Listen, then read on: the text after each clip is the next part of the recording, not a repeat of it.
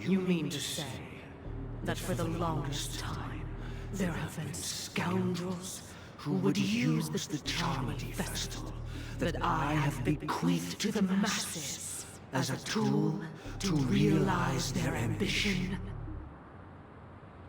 Indeed, Dream Master. Once the Charmony Festival begins, the Stellaron's powers, along with the song, will be broadcast across the entire planet of Penacony. And then everyone in their dreams will be unable to awaken. This is indeed surprising to me. The dreamscape is maintained by the collective effort of the 5 families. If someone were to use the Charmony Festival to recklessly disseminate the power of the Stellaron, this individual must hold a position of great authority. Do you have any suspects? I'd like to ask, did you really not know of the Stellaron's existence?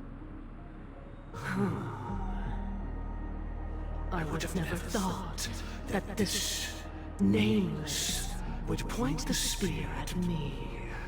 Quite astonishing indeed. If I have offended, the Astral Express extends its sincere apologies. But the current circumstances are dire and leave no room for meticulous inquiry. We're doing this out of concern for the Dreamscape's safety. So, if you could, please alleviate our concerns. Dream Master, it's just to prove that the Charmony Festival has nothing to do with the Stellaron. If we're being overly cautious, I will return to the stage to offer tribute in song, just per the arrangement.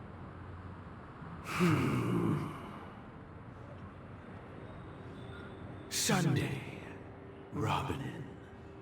I've watched you two grow up, and know your dispositions like the back of my hand.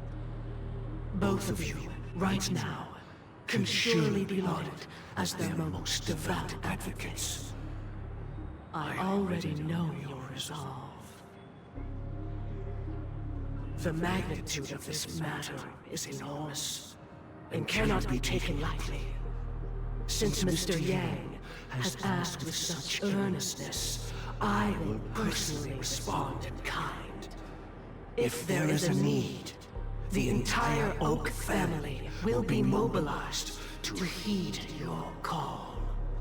Someday, might I ask you to beseech them to cast their light unto me, and question me in their stead, so that no lies may be concealed?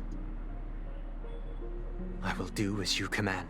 Robin, could I entrust you to be present as a witness, to document the truth, and to proclaim my innocence, so that all slander may be utterly dispelled? I will do as you command. May thy will be carried out on earth, just as it is in the heavens. Oh, triple-faced soul. Please sear his tongue and palms with a hot iron, so that he will not be able to fabricate lies and make false vows. Let us begin. There is nothing else to prepare. Understood. Question.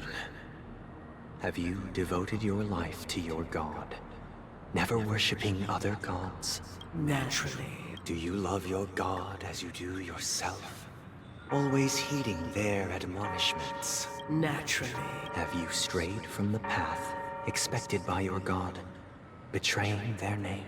Never. Have you ever been inordinate with your asks of your god, coveting more than the foundation of the creation itself? Never. Then, a final question.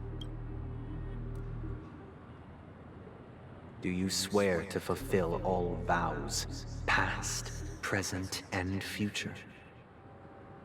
With the Eon as my witness, if I do not deliver on my words, or if I renege on my vows, may I be cursed in accordance with divine law.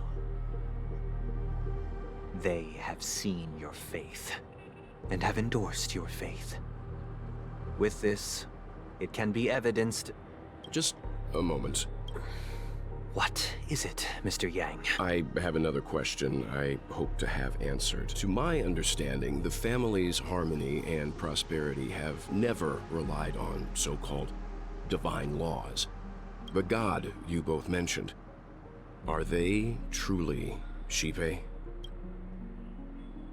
Mr. Yang should know that those belonging to the family toil together as if they were kin, embracing solidarity and unity under their light. All duplicity is laid bare before the harmony. Such a delicate and complex symphony. Which other god could perfectly harmonize this, if not for the Great One, Shipe? Perfectly harmonize. Therein lies the problem. It isn't an outsider lurking in the shadows who changed the harmony, but a dissonance that has surreptitiously emerged from within this very symphony itself. In the distant past, there existed an eon. With one flick of the wrist, they crafted the laws of the cosmos. Their followers formed the Beyond the Sky Choir, spreading solemn and reverent hymns throughout the universe. Later, they fell. The route traversed by this eon clashed with the harmony, ultimately being absorbed and fused into it. The chorus that once reverberated across worlds fell silent, and when it echoed anew, it was transformed into the hymn of harmony. Though an eon may perish, paths with no masters still linger. In the all-forgiving harmony, echoes of bygone dissonance may subtly arise. Mr. Yang, being overly astute can be a detriment. Especially when you find yourself alone and without allies. So this is how it is. For the sake of our grand cause Sunday, please afford these two an opportunity to rest. What?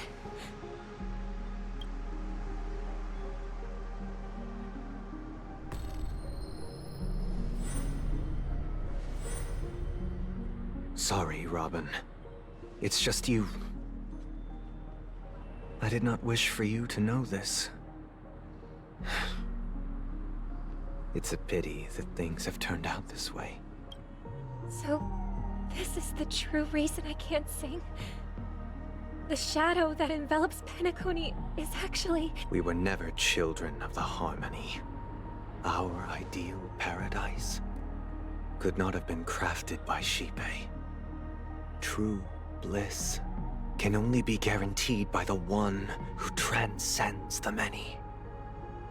Within the foundation of law, humanity establishes civilization, and through harmony, we obtain order.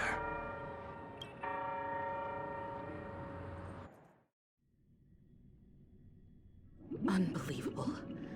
To think that there would be remnants of the Order on Penacony. What have you done with Mr. Yang and Miss Robin? Don't worry. I just gave them some time alone to ponder their fates. You should know that these actions make you an enemy of the Astral Express. Should we need to stand against the Nameless, it would only be myself and the Oak family involved. But we haven't reached that point yet, have we? Your efforts for the justice of Penacony are evident to everyone, and have been widely observed.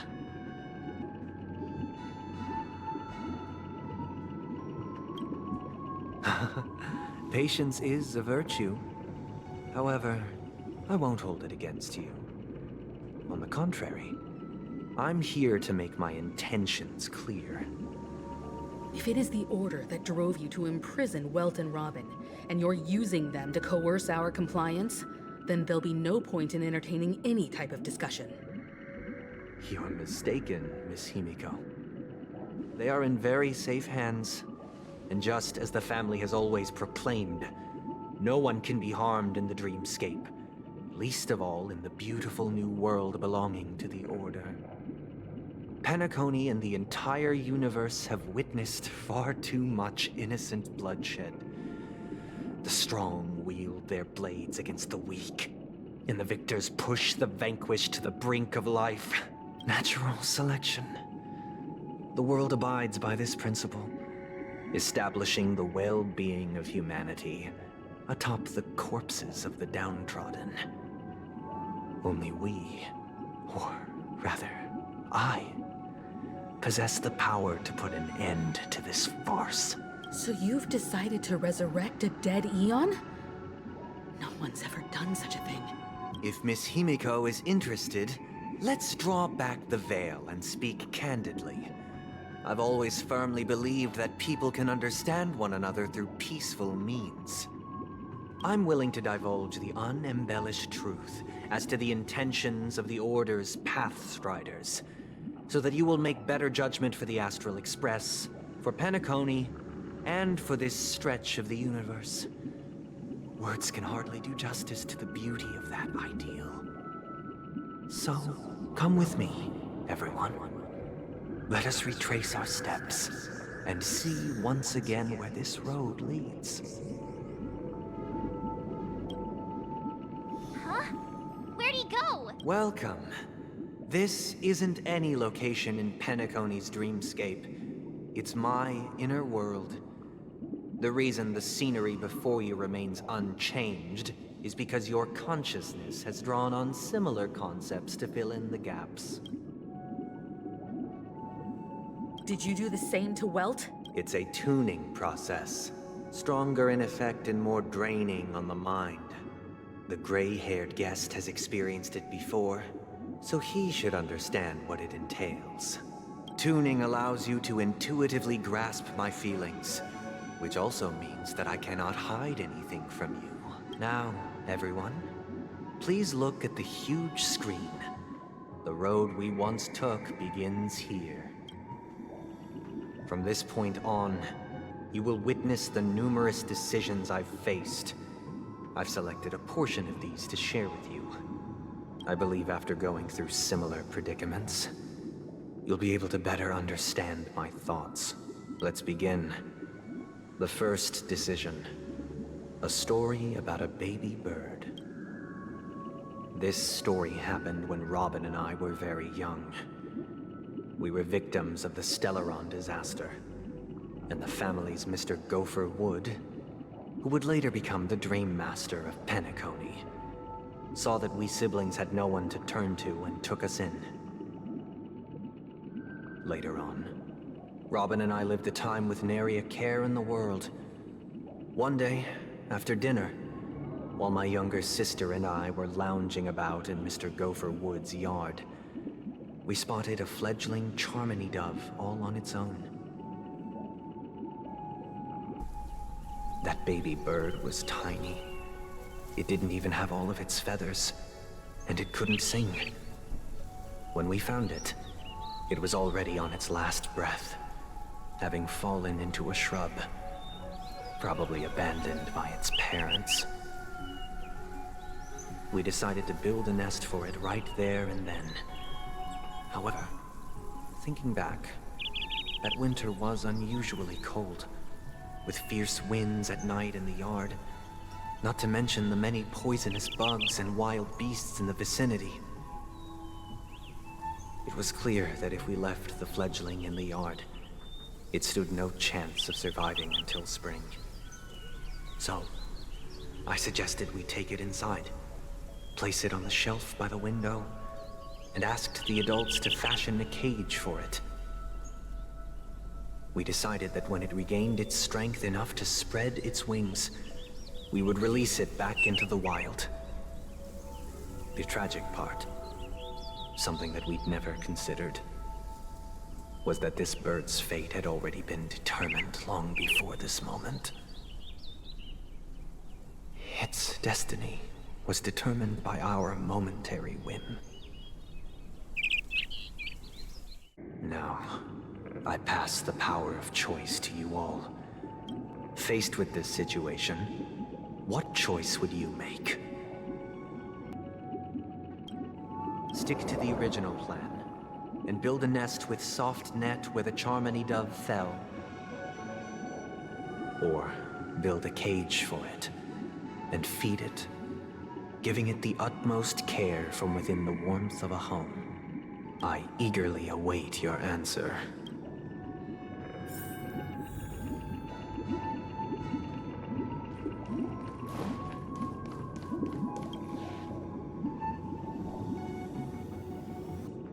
Interesting. Since you've made up your mind, allow me to reveal what fate this choice will bring to the fledgling. From what I've observed, there are at least 3 predators in that yard that prey on small birds. The Vossicle scorpion, Asdana wolverine, and the Huntington winged snake. Even if they shy away from humans, these animals are still near apex predators in a fenced location like a yard. In such a location, only one fate awaits that little Charmony dove. A painful death. As for the choice you made, I am deeply sorry. Now, let us advance to the second decision. This time, it's the story of a dream chaser. This story happened when I was appointed as Bronze Melodia, a position exclusive to the Oak family, charged with listening to the problems and vexations of Dreamscape residents, and providing them with the relevant guidance. It was during that period that I had the opportunity to hear voices from all corners of the Dreamscape. Joy, sorrow, arrogance, regret. The complex tapestry of human nature that formed the world. And I was fortunate to catch a glimpse of it. He was a dream chaser, and an illegal stowaway. Just like the rest of them, he came to Penacony in search of a better life, except that, to most people, the price he paid, I suppose you could say it was everything. He told me I sold everything I could at home. The house, the land, even his 2 children. He said he could not afford to raise them, and that at least they could eat if they lived as slaves. He had a plan in place. He would buy back his children once he had made his fortune, and enjoy Penacony's beautiful dream with them.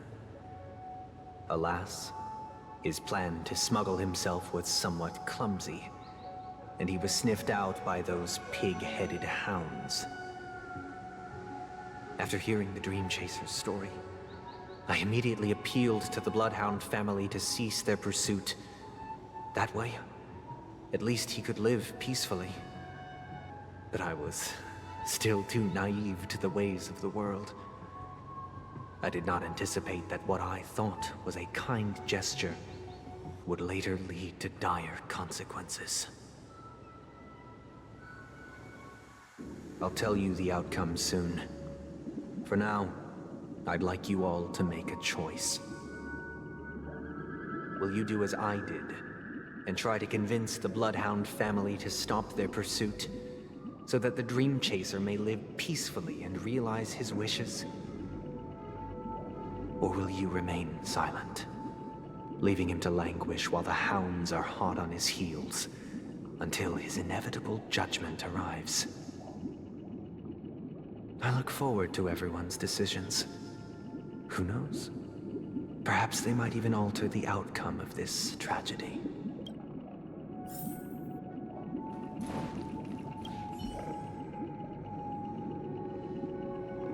A dream chaser story. If I acted out of kindness, I would probably ask the Bloodhounds to stop their pursuit and lend him a hand. But what cruel repercussion would this choice result in? I think Sunday must have been deeply impressed by the limitations of the strong defending the weak through this incident.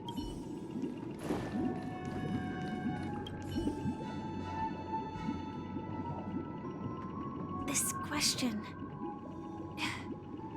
Surely it has some connection to the baby bird story. And this connection is precisely the breakthrough Sunday aims to use to persuade us. I'd probably choose to ask the Bloodhounds to cease their pursuit.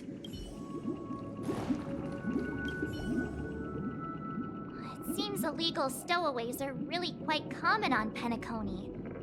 But that guy in the story, I don't think he deserves any sympathy at all. He sold his kids to chase a dream. Even if he intended to go back for them, it's still insanely irresponsible. With that thought, there's only one choice. Let the Bloodhounds send him back home. This person deserves to be punished.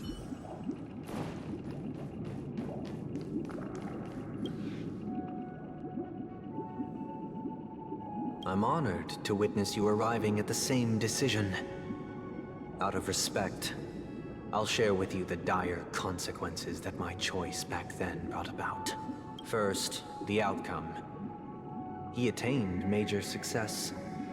After avoiding capture, he ran a business for a few years, very quickly making a name for himself, elevating his status. He might not have become a tycoon like old Audie, but he was considered a character of excellent repute. Now then, did he realize the wish he set out to achieve? No. The last time I saw him was in the real world, where the Hounds were going to permanently exile him, and I was the accompanying Bronze Melodia. The mission was simple. Listen to the criminal's repentance. He told me the reason he was in this predicament was because he conspired to usurp the head of the Alfalfa family. When I asked him about his 2 children, he instead responded with a question. What children? In the end, my heart aligned with the harmony, and the good deed I dared to undertake held no value, turning instead into a wrongdoing. It created a lamentable oppressor and countless oppressed individuals.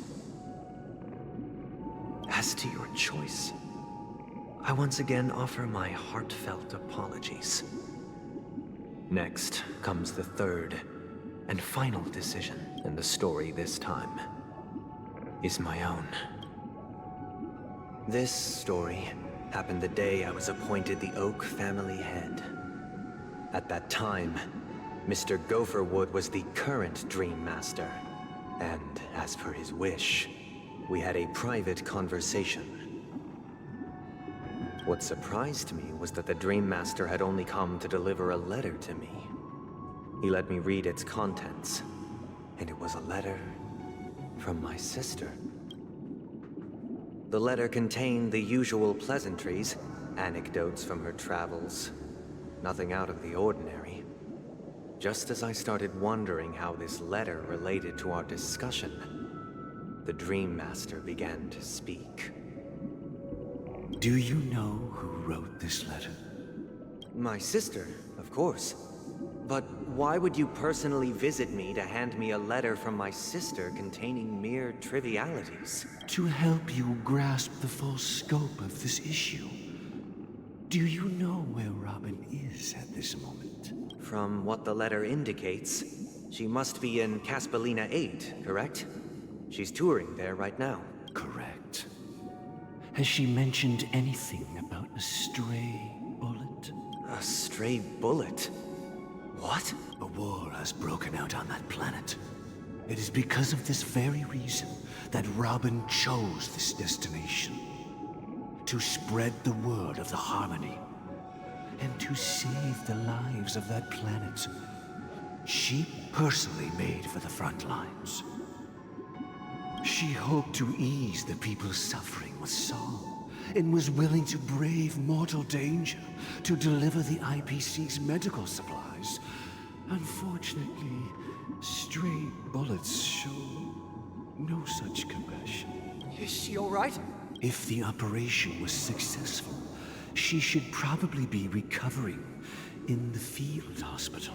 By the eon above, the bullet struck her neck directly, yet possibly as a reward for her consistent deeds of harmony, it didn't hit any vital arteries.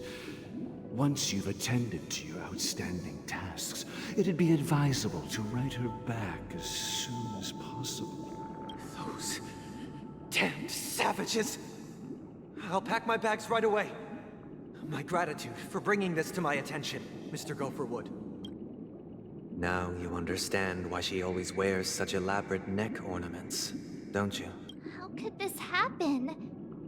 Miss Robin... It's all in the past, so please don't worry.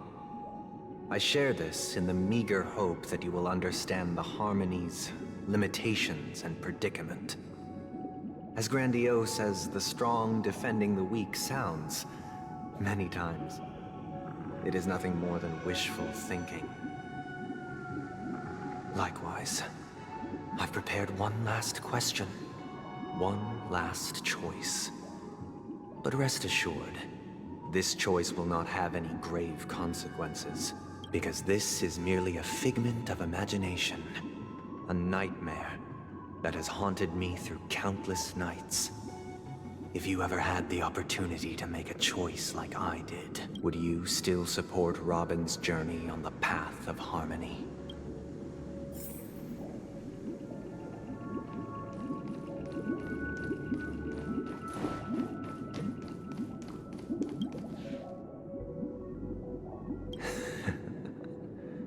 I see. I am now aware of everyone's stances. Raising these questions merely serves to illustrate one point. The plight of Penacony cannot be salvaged by the Harmony. The true foundation for a sweet dream paradise can only be established through the Order, where the strong govern the weak. I know the suffering of being tormented, the turmoil of losing your way, how sorrow, and even despair, set in when matters don't work out. All of this causes me unending pain, because this is not what happiness is at all. We must teach the weak how to live a happy life, and this life isn't some noble propriety that the upper crust preaches, but in definitive terms, a way of survival that belongs to everyone. So what is your definition of living a happy life? Good question. Human consciousness is fundamentally an illusion, a cage known as self-worth. People lured in by this illusion make mistakes, yet still ask that external influences bear the burden. When one mistake after the next permeates the masses, they become impossible to trace. Thus, the amassing of these individual cages culminate to form a prison, a place dictated only by the rule of survival of the fittest. Nature is always accompanied by predation and sacrifice. Its antithesis is known as order. That is what I want to do. Unite people's happiness under the banner of order. They won't need to make bitter choices any longer, nor face the weaknesses of humanity. They can cast aside their primal instincts to build a haven for mankind. Simply describing thoughts is far too abstract, so allow me to provide a simple example. As you all may know, there are societal norms like weekends and long weekends that exist on some worlds. During these hard-earned rest days, people are given the chance to extricate themselves from the stresses of everyday life, allowing a certain tranquility to return to their souls. And it is only on these days that people do not have to adhere to the law where the strong prey on the weak. They can live out their lives happily during these brief intermissions. It's just a pity that 2 or 3 days are still too fleeting compared to the span of a lifetime. From where I stand, society's ideal system should be 7 rest days. Following Sunday, there should ensue a second, a third, and indeed an infinite procession of Sundays. This should be the face of the new world. Idyllic, eternal, peaceful days. And thus, every person can return to their base selves in this utopia. Some gaze in reverence at the stars, pouring their whole beings into calculating the distance between us and the isolated world of Pagana. Meanwhile, some seek refuge in quiet corners, holding one another, unencumbered by the chains of unwelcome obligations. There would be no need to bear the hardships of reality. Only in this way can humanity face the inevitable end with the purest of spirit, living a life of dignity. This is what it is to live in bliss. Miss Firefly, you who are stricken with entropy loss syndrome, you of all would surely understand this.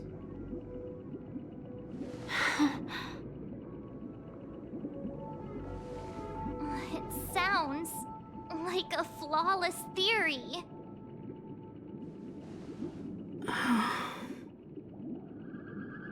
But what is the price to attain all this? The cost is minute, merely a personal and eternal sacrifice. If this paradise is to be maintained for everyone, someone must remain trapped in solitary awakening until the end of the cosmos. Awakening. Which means that this so-called paradise is still a dream. Stepping into this paradise means forsaking reality, correct? It is not forsaking, but transcending. Flesh, blood, sorrow, weakness. If the physical is the root of spiritual suffering, it is only logical that we defeat it. But in this supposed bliss, people won't have defeated their demons. The chance to overcome their tribulations would be forever lost to them. In other words, it is an escape. That's another way of understanding it. But there is no shame in escape. On the contrary, the seeds of escape exist in everyone's hearts. Don't you agree, Miss Firefly? And as to why we sleep, it is because we are afraid to awaken from our dreams. But this is not in conflict with the grand plan. Only in acknowledging this can we truly understand the frailty of human nature, and from there, show compassion and protection.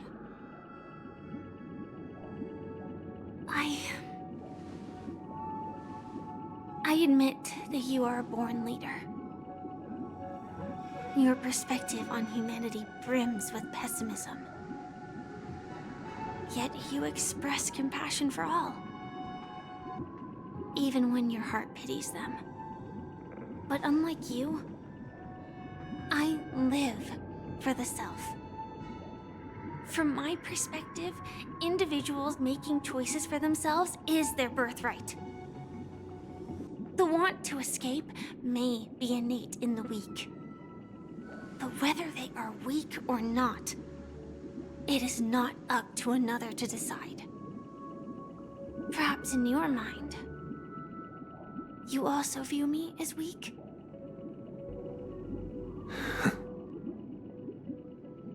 Because I don't think so. Since Miss Firefly has said her piece, the Astral Express will also naturally give you our answer. We'll leave it to you, just as Mr. McHale instructed before. Tell him our choice.